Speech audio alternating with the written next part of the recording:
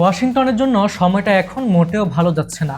মার্কিন president Donald ট্রাম্পের high profile চীন সফর শেষ হলো ঠিকই, কিন্তু আন্তর্জাতিক বিশ্লেষকরা বলছেন এই সফর আসলে এক প্রকার ব্যর্থতা। হোয়াইট হাউস চেয়েছিল বেইজিংকে পাশে নিয়ে ইরানের পুরোপুরি কোণঠাসা করে দিতে, কিন্তু ফলাফল শূন্য। ট্রাম্পের বিমান আমেরিকার মাটিতে নামার আগেই বেইজিংয়ের দরবার শুরু হয়ে গেছে এক নতুন ভূ রাজনৈতিক খেলা। ঠিক যেখানে ট্রাম্পের আলোচনা শেষ, সেখান থেকেই শুরু হচ্ছে ক্রেমলিনের নতুন চাল।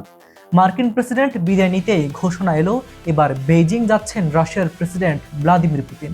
কিন্তু কেন হঠাৎ এই সফর?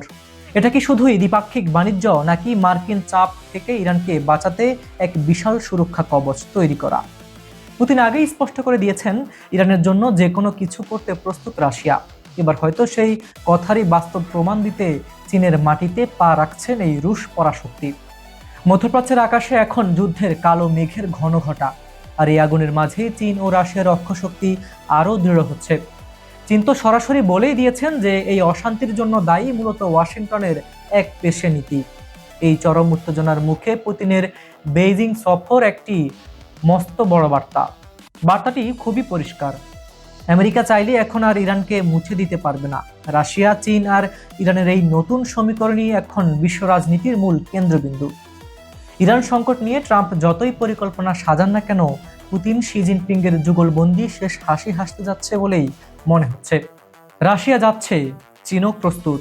তাহলে কি পরাশক্তি আমেরিকা এবার বিশ্বমঞ্চে একা হয়ে পড়বে?